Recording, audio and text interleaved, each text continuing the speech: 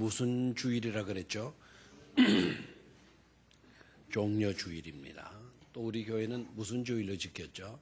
성례주일로 지켰습니다. 종려주일이 어떤 주일이라는 것을 대다수 성도님들은 다 아시고 계시리라 믿습니다. 예수님께서 나귀 새끼를 타시고 예루살렘에 입성을 하셔요. 수많은 무리들이 나와서 호산나, 호산나 찬양을 했죠. 호산나 뜻이 뭐죠? 지금 오셔서 우리를 해 주십시오. 구원해 주십시오. 소리 높여서 호산나를 외쳤어요. 예수님께서 예루살렘 나귀를 타시고 입성하신 것 하나의 사건으로만 여러분 기억해서는 안 되겠죠. 또 아이들에게 그냥 들려주는 이야기로 끝나서도 안 될 겁니다. 예루살렘 입성의 사건에서부터 시작해서 예수님께서 십자가에 죽으시고 부활하신 사건, 이제 종려주일이 시작되면서 엄청난 중요한 사건들이 일어나게 돼. 그래서 누가는 의사이잖아요. 누가는 예루살렘에 예수님의 일주일간의 그 사역의 대다수를 할애합니다. 누가복음을 기록하면서.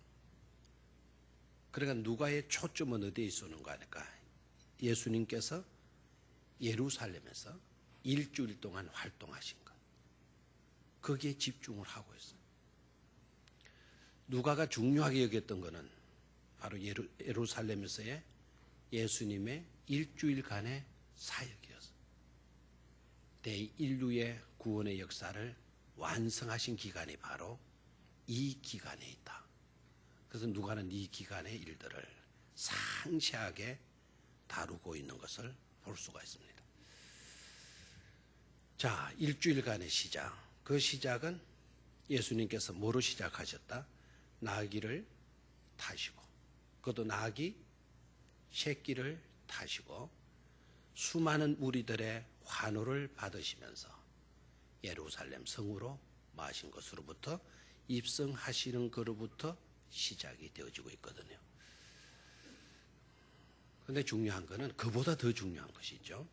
그건 바로 예루살렘 입성의 이 사건이 2000년 전의 사건으로 끝나버리는 것이 아니라 예루살렘의 입성의 사건이 곧 저와 여러분들의 사건이 되어서 내 심령 가운데 입성하시는 사건이 되어야만이 진정한 예루살렘 입성이 되어지는 것이다 하는 거예요. 2000년 전의 예루살렘 입성보다도 더 중요한 것은 그 입성이 누구 안으로 들어오는, 내 심령 안으로 들어오시는 뭐가 돼야 한다? 입성이 되어야 된다라는 거예요. 아멘입니까? 예루살렘 입성이 있었어요. 그리고 여러분들의 심령 가운데는 예수님이 입성하시지 않았어요. 그러면 그것은 하나의 역사에 있었던 하나의 사건에 지나지 않아요. 역사의 이야기에 지나지, 2000년 전에 있었던 사건에 지나지 않아요. 우리는 역사 공부하는 자들이 아니잖아요. 그 사건이 곧 누구의 사건이 되어야 된다? 오늘 나의 사건이 되어야 된다라는 거예요. 성경의 메시지는 전부 다 그렇게 적용이 되는 거예요. 2000년의 사건, 그 사건이 오늘 이 시간, 지금 여기에서의 나의 사건으로 2000년 전에 들려주셨던 말씀, 4000년 전에 들려주셨던 그 말씀이 4000년 뒤가 되고 2000년 뒤가 되는 오늘 지금 이 시간에 나에게 주는 말씀으로 선포되어지고 주어져야만이 그 말씀이 살아있는 말씀이 되어지는 줄로 믿습니다. 역사책에 있었던 그 말씀이 아니고 나에게 주시는, 오늘 나에게 주시는 말씀, 살아있는 말씀. 그럴 때 우리는 은혜 받고 그 말씀에 우리 능력을 힘입고 새로운 인생을 살아드릴 수가 있는 줄로 믿습니다. 그래서 입성해가지고 예루살렘 입성이라는 표현을 써야 정확한 표현이 되어지겠는데 그 표현을 빼버렸어요. 예루살렘 입성의 사건이 곧 오늘 이 시간에 누구에게 임하는? 나에게 임하는 뭐가 되어야 된다. 입성이 되어야 된다 하는 거죠. 자, 그러면 예루살렘 입성 과정 속에서 예루살렘 입성 때에 2000년 전에 입성 때에 그 모습 어떻게 그 입성이 가능했나? 예루살렘 입성이 가능했나? 그걸 살펴보는 것이 중요하겠죠. 그 입성이 오늘 나의 입성이 되어지려고 하면 말입니다. 그것을 깨닫고 그것을 우리가 발견하게 될 때 우리도 그렇게 준비하면 내 마음속에 예루살렘 입성이 이루어지게 되는 줄로 믿습니다. 자, 오늘 저녁에 결단을 돕기 위해서요. 프랑크 포토라고 하는 아주 유명한 갑부상인, 미국에 사신 분들은 이분을 모를 리가 없다 그래요. 프랑크 포토라고 하는 포토의 갑부상인 로스 차일드라고 하는 사람의 이야기인데 이 사람은 미국의 회사를 설립을 하려고 자기 직원들, 유능한 직원들 세 분을 불러서 질문을 해보는 거예요. 내가 미국의 샌프란시스코에 내 회사를 세우고 싶다. 자네를 내가 쓰고 싶은데 자네가 미국에 가서 내 지부, 회사를 설립하려고 하면 얼마의 시간이 필요하겠나? 내가 미국으로 너를 파송해서 회사를 세우고 싶은데 얼마면 네가 미국으로 건너가서 그 일을 맡을 수가 있겠나? 그랬더니 첫 번째 유능한 사람이 대답하기를 회장님께서 나를 그렇게 여겨주시니 고맙겠습니다. 그러나 제가 미국까지 가려고 가서 그 일을 맡으려고 하면 여러 가지 정리해야 될 것이 많습니다. 그 일들을 정리하려고 하면 약 열흘간의 기간이 필요할 것입니다. 로스 차일드라고 하는 이 회장이 그러냐? 그러면 내가 나중에 결정되는 대로 자네에게 연락을 드리마. 근데 이 젊은이가 굉장히 고맙게 여기면서 돌아갔어. 이 회장이 두 번째 사람을 만나가지고 똑같은 이야기를 했어요. 내가 미국에 내 회사를 설립하고 싶은데 자네는 몇 일 만에 미국으로 가서 내 일을 도와줄 수가 있겠나? 그러더니 이 젊은이는 앞에 누가 왔다 갔는지도 몰라요. 자기만 회장이 불러가지고 자기에게 중요한 임무를 맡겨줄 줄 알고. 근데 이분은 3일간 주십시오. 그 일이라면 제가 모든 걸 빨리 되는 대로 서둘러 가지고 떠나도록 하겠습니다. 그랬더니 로스 차일드라고 하는 이 회장이 그러냐? 내가 결정되는 대로 너에게 연락을 해주마. 가서 기다리게. 고맙습니다 하고 떠나갔어. 세 번째 젊은이를 불렀어요. 자, 내가 여차한데 자네를 쓰고 싶은데 자네가 만약에 자네가 그 임무를 맡게 된다면 언제 미국으로 갈 수가 있겠나? 여러분 추측해봐요. 회사에 채용을 해야 되겠어요. 눈치를 딱 끄죠, 그죠? 10일, 3일. 이 젊은이는 뭐라고 얘기했어요? 지금 당장 가겠습니다. 지금 당장. 그랬더니 로스 차일드가 그래, 자네가 가게. 그래서 보냈다는 거 아닙니까? 그래서 미국의 샌프란시스코에 보냈는데 샌프란시스코에 가서 이 사람은 로스 차일드의 회사를 차려가지고 엄청난 돈을 벌었어요. 엄청난 돈. 그래서 미국 샌프란시스코의 최고의 갑부가 되었다라고 그래요. 줄리어스 메이어라고 하는 젊은이였어요. 지금 당장 제가 가겠습니다. 여러분, 예수님께서 만약에 우리에게 그와 같은 일이 있는데 자네가 가서 한번 해보겠나? 여러분이 가서 해보겠나? 라고 질문을 하였다고 한다면 이 이야기를 다 듣고 난 뒤에 자네가 한번 가서 해보겠나 그러면 몇 일이면 되겠나 물으면 여러분 다 대답이 뭘까요? 이야기를 들었는데도 열흘 뒤, 3일 뒤 이럴 사람은 없으려 생각을 해요. 지금 당장 가겠습니다.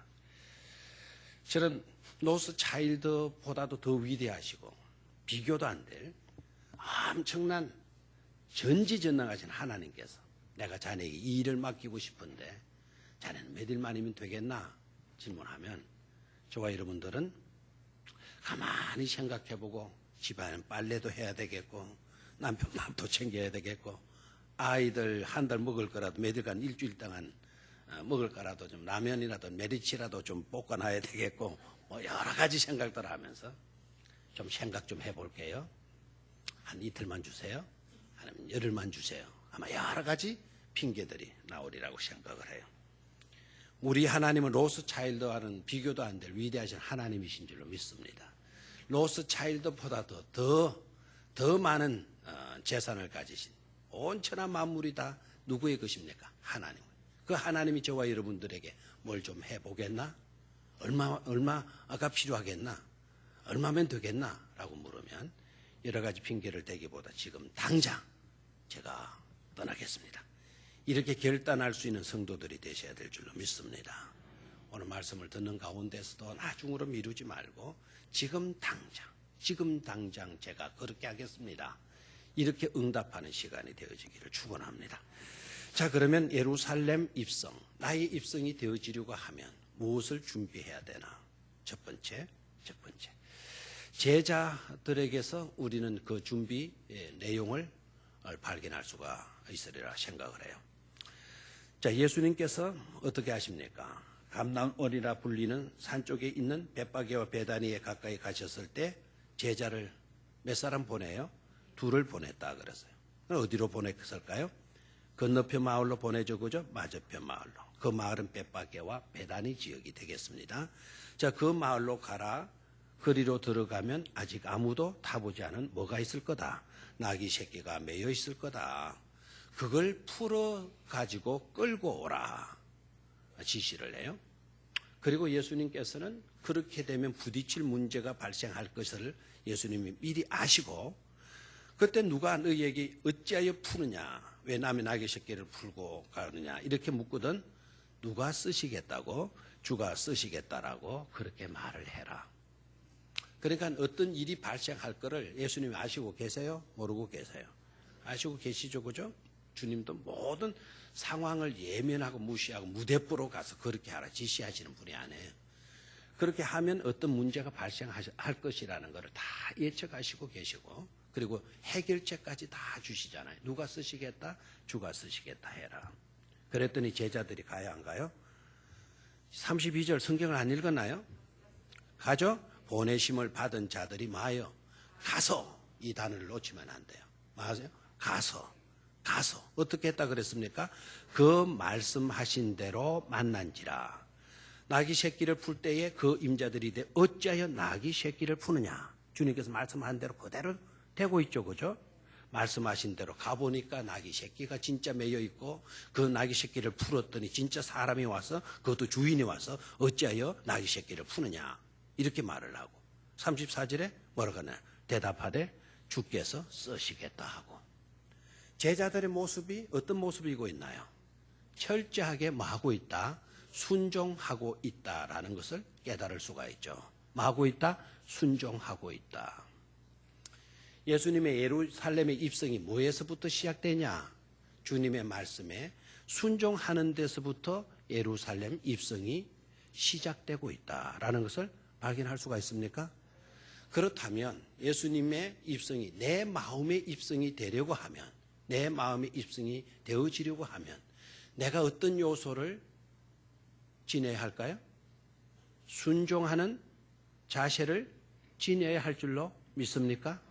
내 마음에 엄청난 예루살렘의 입성처럼 내 마음의 주님의 입성이 이루어지려고 하면 우리는 제자들처럼 철저하게 많은 자세를 순종하는 자세를 지내야 된다라는 것이죠.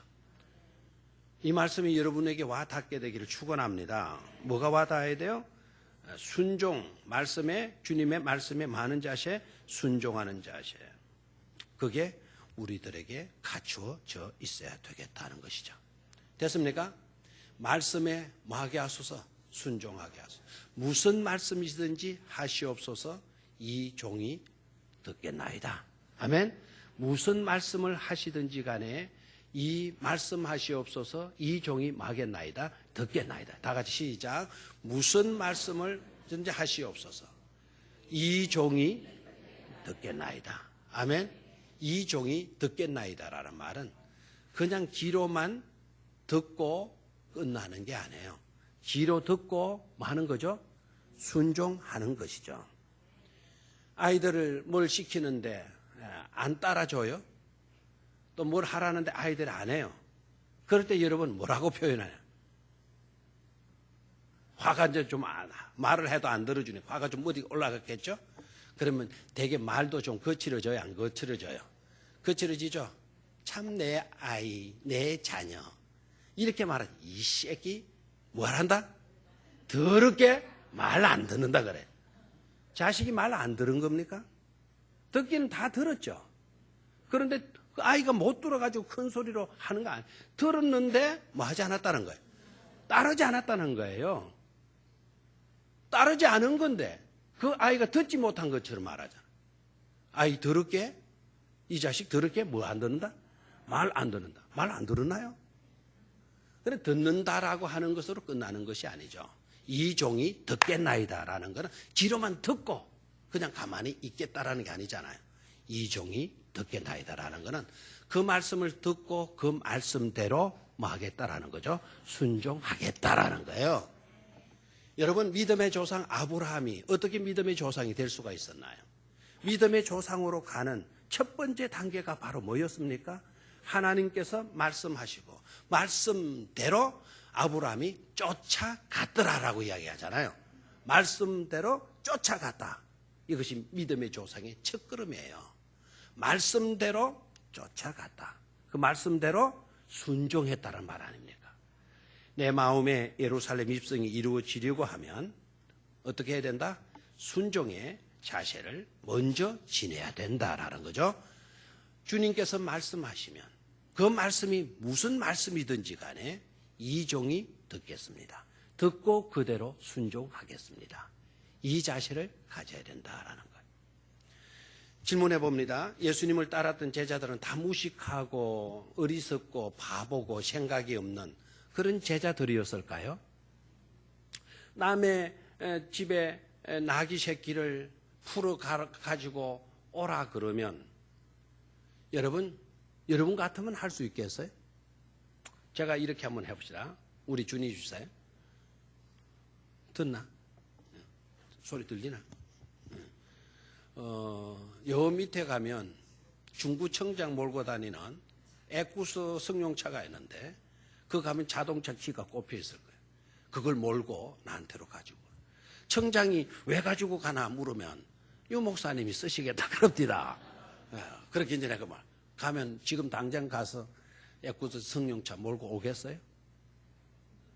안 한다 그래요. 안 한다 그래요. 웃지 마. 여러분 같으면 했겠어요 또? 못 합니다. 물론 제가 예수님이 아니어서 못 하겠죠. 그러나 예수님과 제자들이 함께 지내는 마당에서 보면 오늘 우리들의 관계성이나 예수님의 제자들과의 관계성이 같단 말이에요. 근데 예수님이 가서 그렇게 해라 그랬더니 제자들이 두 말도 하지 않아요. 가서 그대로 가서 보니까 나귀 새끼가 매여 있고 나귀 새끼를 풀었더니 임자가 와서 왜 풀어 가느냐 말씀하고 근데 주가 쓰시겠다 주님께서 말씀하니 그대로 따르고 있잖아요. 여기에서 예루살렘 입성이 가능할 수 있었다. 그렇다면 내 마음의 입성이 가능하려면 뭐 해야 된다? 우리도 주님이 택도 아닌 말씀을 하시더라도 너무 무대뽀에 말씀을 하시더라도 우리가 계산해서는 안 된다. 내가 판단해서는 안 된다. 명령하시는 분이 주님 이상 주님의 말씀에 순종하고자 하는 그런 마음을 지녀야만이 내 마음의 입성이 이루어질 수 있다라는 사실을 깨닫기를 축원합니다. 아멘입니까? 네. 자, 많은 자세 가지자, 순종하는 자세 가지자 하는 것이죠. 두 번째로. 자, 주가 쓰시겠다 하라 하심에 32절, 33절. 자, 주인께서 물었죠. 그래서 34절에 제자들이 주께서 쓰시겠다 하고. 지금까지 누가 하라는 대로 합니까? 예수님이 하라는 대로 갖고 풀었고 대답했죠. 그죠? 대답했어요. 자, 그렇게 하니까 어떤 결과가 나왔는고 하니까 35절에 그것을 예수께로 끌고 와서 자, 그것을이라는 표현을 썼네요. 그 짐승을, 그 나귀 새끼를 뭐하고 와서 끌고 왔다라는 이야기를 했어요. 그러면은 일단 여기에서 생각해 볼 수 있죠. 나귀 주인이 주가 쓰시겠다라는 대답을 듣고, 제자들의 대답을 듣고 나귀 주인이 어떻게 했을 것 같아요? 자, 그 뒤에 말씀을 보면 그것을 예수께로 끌고 와서 제자들이 끌고 왔다라는 거 아닙니까? 그랬다면 나귀 새끼 주인이 어떻게 했을 것 같아요? 주가 쓰시겠다라는 말씀을 듣고 안 된다 이렇게 했을 것 같아요? 차용 정서 쓰라 이렇게 했을 것 같아요? 렌트하게 되면, 여러분 차 렌트 해봤나요? 렌트하게 되면 온갖 거 다 따져요. 주민등록 가면 다 따고 일일이 자기 차 조그만 흠집까지도 다 사진 찍어가지고 딱 보관을 해요. 그리고 가져올 때는 그 흠집보다 다른 흠집이 생겼으면 변상을 해야 돼요, 안 해야 돼요? 다 해야 된단 말이에요. 근데 이 주인이 그런 거 다 따져보고 기록해놓고 언제부터 언제까지 쓸 거냐? 오늘 썼다면 오늘 몇 시부터냐? 5시부터 썼다? 4시부터 몇 시까지 쓸 거냐? 언제 다시 몰다 줄 거냐? 이런 걸 다 쓰고 했나요? 그런 기록이 전혀 없어요. 주가 쓰시겠다라고 하는 그 말씀을 딱 듣는 순간 고개를 끄덕거리면서 그렇게 하시오. 알겠나요? 그렇게 하시오. 이렇게 대답했을 것 같죠? 그죠? 아, 네, 못 믿겠는데요. 나도 따라가면 안 될까요? 이런 식으로 나왔다면 그 주인이 함께 왔다라고 이야기를 했을 것 같아요. 그런 이야기가 없고 그것을 예수께로 끌고 왔다라는 표현을 보면 두 번째 우리가 예루살렘 입성이 가능하게 된 내용 속에서 나의 입성이 가능하게 되려면 어떻게 해야 되나 하는 중요한 요소를 찾아낼 수가 있을 것 같아요. 그건 바로 뭘까요? 나귀 주인의 헌신이죠. 나귀 주인의 뭐라고요? 헌신이다. 주님께서 쓰시겠다라고 하는 말을 듣는 순간 이 주인은 내 것이 아니다. 주님께서 쓰시겠다 하면 이것처럼 값진 일이 어디 있겠나. 그래서 자기가 쓰는 것보다 누가 쓰는 것이 더 낫다? 주님께서 쓰시는 것이 더 낫다라고 하는 이 깨달음과 이 믿음이 예루살렘 입성을 가능하게 했다라는 거예요. 여러분, 예수님의 개인적인 어떤 예루살렘 입성을 가능하게 했다라는 것으로 생각하면 안 돼요. 예수님께서 예루살렘 입성이 이루어지지 않으면 성경 말씀이 어긋나게 되는 거예요. 예루살렘 입성의 이 사건이 왜 중요하냐? 하나님께서 예언하신 말씀대로 되어져야 되잖아요. 그런데 나귀 새끼 주인이 안 주었어요. 그래서 예수님이 다른 방법으로 예루살렘 입성이 되어졌어요. 그러면 구약에 예언해 놓은 말씀들은 다 그걸 석자로 가르쳐서 그 요사이 비싸다는, 요사이 좀 싸다 그러대요. 옛날에는 그거 다 버렸다 그러던데 말짱 요러면 대답이 나와요. 그게 뭐라고요? 도루묵이다. 그렇잖아요. 말짱 뭐가 되는 거예요? 도루묵. 예언해 놓은 말씀들이 하나도 성취가 안 됐다. 그 말씀, 그 예언은 뭐가 되는 거예요? 그러면 예수님께서 나귀 타고 예루살렘 입성하시게 될 것을 구약 선지자가 예언자가 말씀했어요, 안 했어요? 예언해 놓으셨잖아요. 누가 예언한지 아세요? 미가 선지자. 또 스가랴 선지자. 나귀 타고 입성하신다라는 것을 몇백 년 전에 예언했단 말이에요. 근데 나귀를 안 타시고 예수님이 나귀 빌려주는 사람이 없어가지고 그래서 들어가셨다? 들어가실 수도 있죠. 우리들 같으면 나는 제자들처럼 기마 만들어가지고 예수님이 기마전 할 때 아는 거 있잖아요. 사람이 앞에 한 사람 서고 뒤에 어깨 짚고 둘이 타고 예수님 그 위에 딱 타시고 입성해도 멋지잖아요. 내 온천만 멋지나? 그렇게 하실 수도 있잖아요. 그러면 그렇게 하실 수 있어요. 얼마든지 그릇으로 들어가실 수가 있어요. 아니 너네들 안 주면 내가 못 들어갈 것 같아? 내가 들어가면 돼. 그러면 구약의 선지자의 예언이 틀리게 되는 거잖아요. 하나님의 말씀은 어제나 오늘은 내일이나 영원토록 동일하신 줄로 믿습니까? 하나님의 약속은 언약대로 약속대로 반드시 이루어져야 되는 거예요. 근데 이 나귀 새끼 주인이 딱 주잖아요. 희생하여 자기가 헌신하잖아요. 자기 것을. 자 여러분 나귀 새끼 한 마리 여러분이 줄 수 있다 생각하는지 모르지만 그까지 그 나귀 새끼 한 마리 가지고 뭘 그럽니까? 뭐 이러지 마십시오. 시골 농부의 가정에서 나귀 새끼 한 마리는 귀할까요? 안 귀할까요? 너무너무 귀한 거예요. 여러분 우리 문화 속으로 돌아와도 돼요. 우리 어릴 때에 우리 시골에 소 한 마리 귀해요? 안 귀해요? 귀하죠. 소 한 마리. 소 한 마리가 농사일 반을 하잖아요. 그 소 한 마리가 없어가지고 농사 짓는데 얼마나 힘들게 농사 짓습니다. 소 한 마리. 그래서 시골에 보면 그 소가요. 어떨 때는요. 상손님이에요. 우리는 식은 밥 줘도요. 소는요 소주 끓여줬어요. 소주. 김 무르르 나는 거. 그것도 한 달아요. 퍼가지고는 그 뭐라 그러나요? 예물통이 탁 소가 탁 먹는 것도 참 폼 잡고 먹어요. 먼저 냄새를 탁 맡아보고 오늘 주인이 정성껏 만들었구나. 그냥 냄새 쿵쿵 맡고 햇바닥에서 엄청 그냥 먹잖아요. 웃는 사람들은 다 촌놈들이에요. 다.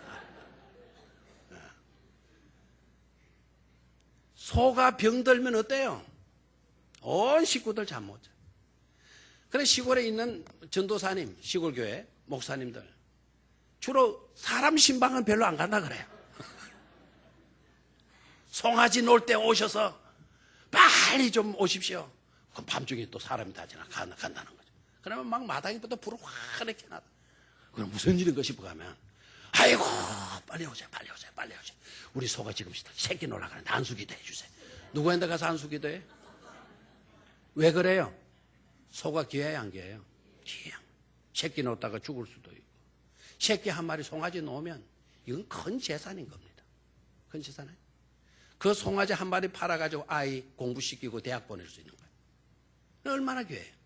그런데 느닷없이 말이죠. 제자 둘이가 와서 그 새끼 내놔라란 거예요. 중동 지역에서는 우리가 소가 귀하던 거기에도 나귀가 농사일 반 이상을 하는 거예요. 거의 대다수의 일을 누가 해요? 나귀 새끼가 하는 거예요. 나귀가 하는 거예요. 그 나귀를 풀어간다라는 거예요.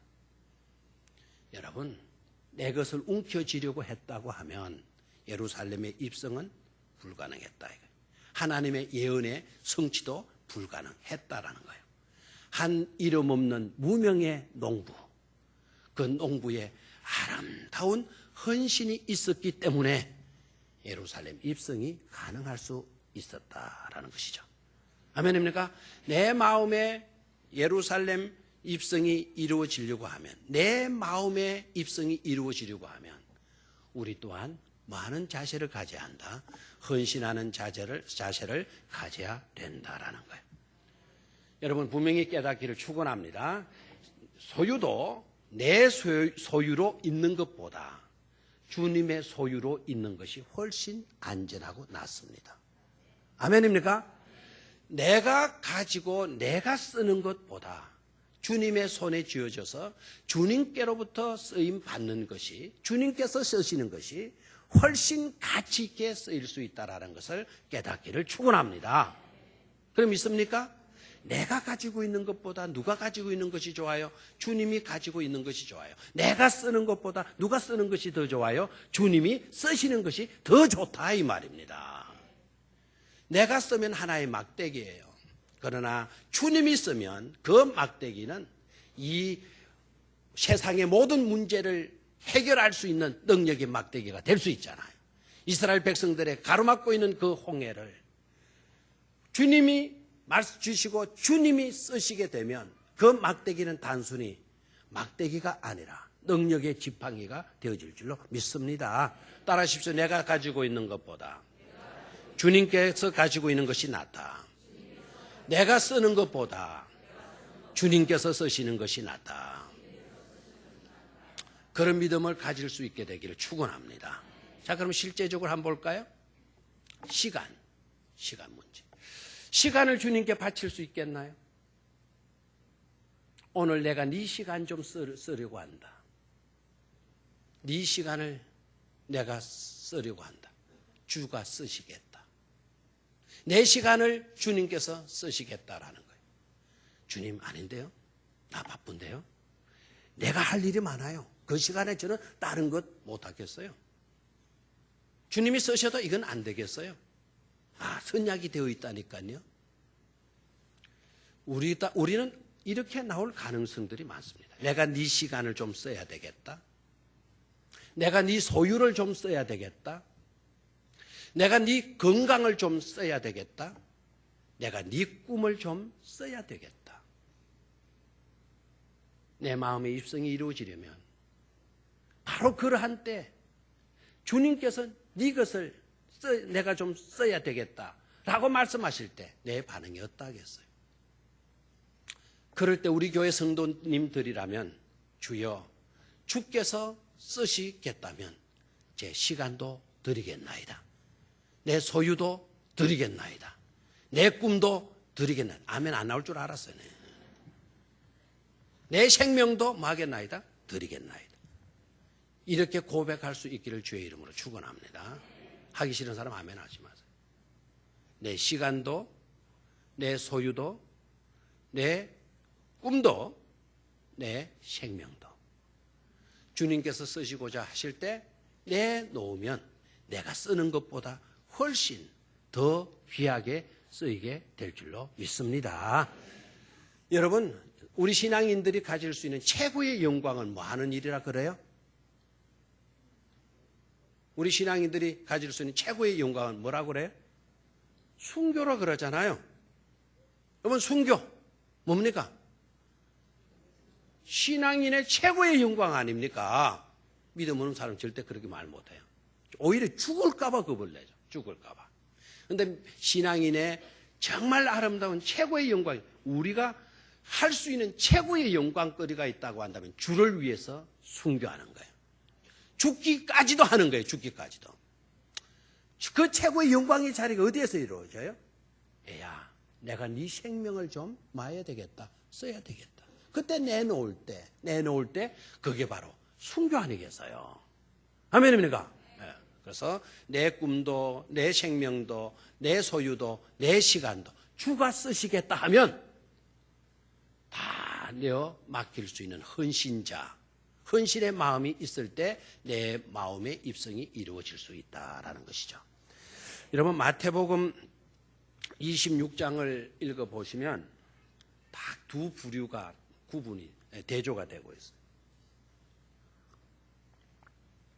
6절로 13절 읽어보면 거기에 두 사람이 대조되고 있는데 한 사람은 막달라 마리아. 이 여자 욕심 굉장히 많죠. 막 무대뽀입니다. 무대뽀 여자예요. 이름이 뭐라고요? 막 뭐든지 막 달라는 거예요. 막 달라. 뭐든지. 막 달라 마리아. 그게 나와요. 또 한 사람 이름이 너무도 좋아요. 특히 우리 유가라서 좋아요. 이름이 누구예요? 유다, 가론 유다. 유다가 유다라고 해서 유씨들이 다 나쁜 속으로 생각하지 마요. 유다서를 기록한 유다는 훌륭한 사람이에요. 알겠습니까? 자, 유다. 어느 사람? 가롯 출신의 유다. 그 유다의 삶이 거기에 대조되고 있어요. 막달라 마리아. 정말 욕심투성일 것 같은 그 여자는 주를 위해서 모든 것을 내어놔요. 맞죠? 쏟아부어요. 헌신해요. 헌신. 그렇게 헌신한 여자 바보 멍텅이다. 제자들이 그렇게 봤지만 그러나 예수님은 아니다. 이 여자가 행한 일은 복음이 전파되는 곳마다 이 여자가 나에게 행한 일은 두고 뭐하게 되어질 것이다. 기념하게 되어질 것이다. 라고 하면서 그 여자를 칭찬해요. 그 여자의 어떤 점을 칭찬하느냐? 그 여자의 헌신적 자세에 대해서 우리 주님 뭐예요? 칭찬하는 것을 볼 수가 있어요. 그 같은 맥락 속에 누가 들어있다고요? 가룟 유다. 얼마나 똑똑해요? 말도 잘하고요. 계산도 잘. 총명하고. 처음에는 신임도 있었고 재정을 맡길 만한 신임 투토운 그런 인물이었어요. 그런데 그의 말로는 어떻게 기록되어지나요? 차라리 그 사람은 나지 않았으면 좋을 뻔했다. 나지 않았으면 좋을 뻔했다. 그렇게 평가되고 있잖아요. 차이가 뭐죠? 막달라 마리아는 형편없는 삶을 살았어요. 그러나 주님 만나고 난 뒤에 주님으로부터 너무나 큰 은혜를 입고는 주가 쓰시겠다 하면 나는 어떤 것도 아까울 게 없습니다. 모든 것을 다 주님께 바쳤던 여자예요.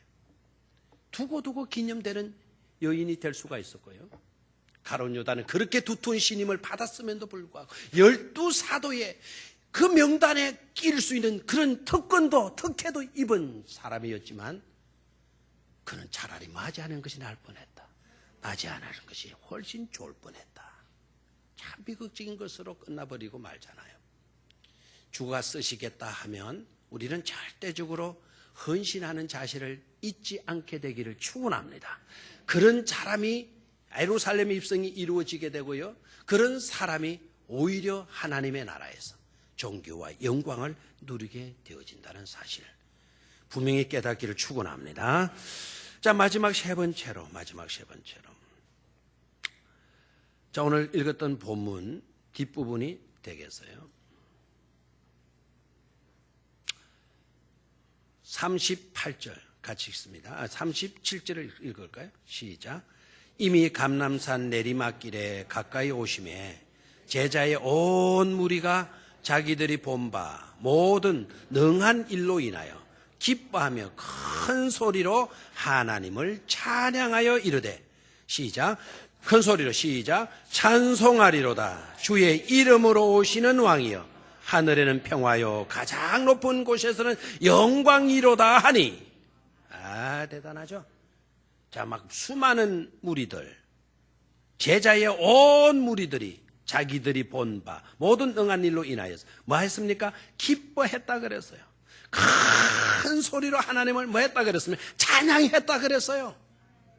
찬양의 내용이 또 뭡니까? 주의 이름으로 오시는 왕이요 하늘에는 평화요 가장 높은 곳에는 뭐로다? 영광이로다라고 이야기했죠. 이 구절 딱 대하면 이거 어디서 많이 듣던 이야기 아니야 이거? 많이 불렀던 찬양 아니야 이거? 딱 느껴집니까? 그런데 이 찬양이 있었어요? 그때는 사람들이 불렀던 찬양이 아니죠. 그때는 이 노래를 천사들이 불렀단 말이에요. 천사들. 언제예요 그때가? 예수님께서 이 땅에 육신을 입으시고 태어나실 때. 맞습니까? 예수님의 성탄일 때. 그때 천사들이 나타나서 같은 내용으로 찬송한 내용을 오늘 예수님이 예루살렘 입성하는 이 순간에 누가 불러 이 찬송을? 온 제자들의 무리가 찬송하고 있다는 사실이에요. 예루살렘 입성이 가능하려면 내 마음에 뭐가 일어나야 된다? 찬송이 일어나야 될 줄로 믿습니까? 겸손한 자리로 내려가서 우리의 겉옷이라도 다 벗어서 주님이 가시는 길에 깔아드리면서 주의 성호를 높이고 주님의 영광을 높이고 주님께서 우리의 삶 가운데 임하시고 우리를 위해서 죽어주실 이 놀라운 사실들 우리가 기뻐하면서 그 십자가로 인하여서 모든 불화가 모든 갈등이 모든 전쟁이 모든 다툼이 모든 사탄의 술수가 다 해결되어지는 그래서 진정한 평화가 이루어지는 일로 인하여서 우리는 미리 그것을 내다보고 찬송하는 자세 찬송을 우리는 잃지 말아야 될 줄로 믿습니다. 여러분 하나님은 어떤 자리에 임하시는지 아시죠? 누구와 함께 하시는지 여러분 아시죠? 찬양이 있는 곳에 하나님이 임재하신다는 사실에 우리가 열심히 주의 성호를 찬양할 때 그 찬양하는 자리에 누가 임재하신다? 하나님이 임재하신다라는 거예요. 이 제자들의 온 무리들의 찬송이 있는 그곳에 우리 주님께서 지금 낙이 타고 입성하시잖아요. 우리 마음의 찬양을 잃지 않게 되기를 주의 이름으로 축원합니다. 찬양이 있는 그 자리에 누가 임하신다? 성령이 임하신다라는 거예요. 아멘입니까? 그런데 이 찬송을 방해하는 자들이 있었어요. 누가 방해합니까? 39절 시작. 우리 중 어떤 바리새인들이 말하되 선생이여 당신의 제자들을 책망하소서 하거늘. 자, 누가 방해해요? 바리새인들. 저를 봐요. 이 바리새인들이 어떤 사람들인지 아시죠? 똑똑한 사람, 멍청한 사람. 대답을 잘 하셔야 돼요. 이러면 또 대답이 달라져요. 똑똑한 사람, 멍청한 사람. 끝까지 우리 교인들은 뭐 똑똑하다 그러네요. 지조가 깊어서 좋습니다. 세상 사람들이 볼 때는 똑똑한 사람. 그런데 하나님의 부부로 갖다 대면 멍청한 사람이에요. 이 사람처럼 멍청한 사람이 없어요. 여러분 교회 안에서도 똑똑한 체 하는 사람들이 있어요. 그러나 말씀으로 싹 들어가서 성령의 역사, 말씀의 역사, 하나님의 섭리의 역사를 다 갖다 대조해서 보면 참으로 어리석고 참으로 멍청한 그와 같은 사람들도 많이 있다는 것을 깨달아야 돼요. 바리새인들이 찬송하는 무리들을 잠잠케 해라라고 이야기했어요. 예? 막 하도 큰 소리를 하니까 이 바리새인들이 듣기 싫으니까 당신이 잠재워라. 당신이 야단쳐서 조용히 하도록 만들어라. 이렇게 나왔잖아요. 자기네들의 눈에 보니까 이건 완전히 도란 거예요. 이성을 잃어버린 거예요. 큰 소리로 막 찬양하고 하네. 이렇게 나오니까 되게 우리 좋은 쪽에서 우리가 보니까 이제 우리 뭐 선한 용어들을 쓰는데요. 바리새인들의 그와 같은 주님께 가서 막 그냥 야단하고 있는 걸 보면 발광한 거예요. 발광이 뭐죠? 발광이 뭐예요? 여러분들 신사는 이런 용어 안 쓰는 모양. 우리는 좀 막 그냥 뭐 하면 발광하고 자빠졌네. 우리 이런 얘기 많이 했어요. 뭐 한다고요? 발광하고 자빠졌네. 이 완전히 미친놈으로 그냥 이렇게 몰아붙이는 거예요. 누구를 지금 바리새인들이 찬송하는 자들을 지금 그런 식으로 비방하고 욕하고 그래서 예수님께 당신이 조용히 시키라고 지금 이렇게 나오잖아요. 그들은 찬송의 중요성을 알아야 몰라요? 모르는 거예요. 찬송 가운데 임재하시는 하나님을 알아야 몰라요? 세상적으로 똑똑한 체 했지만 너무나 모르고 있는 거예요. 성경 대단히 많이 아는 사람으로 바리새인들은 자부하는 사람들 아니에요? 성경을 그렇게 많이 아는 사람으로 자부했지만 성경의 핵심적인 메시지는 다 놓치고 있는 자들이에요. 똑똑한 사람이 아니죠. 바보이잖아요. 그 바보였다라는 것을 누가 지적하느냐면 예수님이 지적하잖아요. 그 다음 말씀을 볼까요? 그 다음 말씀 40절 시작. 대답하여 이르시되 내가 너희에게 말하노니 만일 사람들이 침묵하면 돌들이 소리 지르리라. 아멘. 누가 소리 지른다고요? 아니 이 무리들 내 제자들이 이렇게 큰 소리 찬양한다고 너네들이 이렇게 나왔냐? 그래 좋다. 내 제자들이 침묵하고 있다고 한다면 더 난리가 날 건데 무슨 난리겠어요? 아 저기에는 뭐가 난리들 하는 거예요? 돌들이 그냥 뭐 하게 된다? 소리 지른다. 아직도 감이 안 잡히나요? 사람이길래 찬송이 돼. 돌돌이 소리 지르면 어떤 소리가 나올까요? 그냥 무슨 소리가 날지는 저도 모르겠어요. 하여튼 시냇물이 졸졸졸 바위에 부딪힌 돌이 있으니까 소리가 나잖아요. 산에서 굴러는 게 우렁 쾅쾅쾅쾅 이런 식으로 굴러지겠죠, 그죠? 돌돌이 소리 지른다. 여러분 널려 있는 게 뭐예요 지금? 널려 있는 게 뭐죠? 돌돌이. 예루살렘 여러분 성지순례 가보셨나요? 예루살렘 그 성이 있는 그 시온성 그 예루살렘 도회지는 전부 다 돌산이잖아요. 돌산. 감람산 돌산이에요. 돌산. 식물들이 나무들이 별로 없어요. 왜 없냐? 돌들 때문에 그래요. 길도 돌이고요. 언덕바지 전부 다 그 옆이 되게 허연뿌연 스케스 같은 돌들이 그냥 돌산 아닙니까? 돌산. 제자들이 만약에 찬송하잖아. 그 돌들이 우와 했다면 다 기맞고 난리들 했을걸요. 여러분 또한 돌이라고 하면 이 지구상에 굴러다니는 그런 돌로만 여러분 생각하면 안 돼요. 여러분 하늘의 별도 뭘까요? 하늘에 떠다니는 우주에 있는 모든 우주 덩어리들이 다 뭘까요? 돌이에요. 얼마 전에 소련인가 어디에, 소련인가 러시아인가 거기에 어디에 뭐가 떨어졌다 그랬죠? 운석. 그 석이 뭐예요? 돌덩이 떨어진 거예요, 돌덩이. 막 저 하늘에 있는 수많은 별들도 다 돌들인 그 돌들이 소리를 지르면 우리 살아남을까요? 여러분, 똑똑한 자 하지 말라고요. 우리 차라리 걷어보시고요. 겸손히 주님을 찬양하는 그런 자가 되어져야 돼요. 오히려 세상 사람들은 그것이 듣기 싫다 그럴 수도 있고요. 뭐 돼지 목다는 소리 그만하라고 이야기 나올 수도 있고요. 비방하고 욕할 수도 있을 거예요.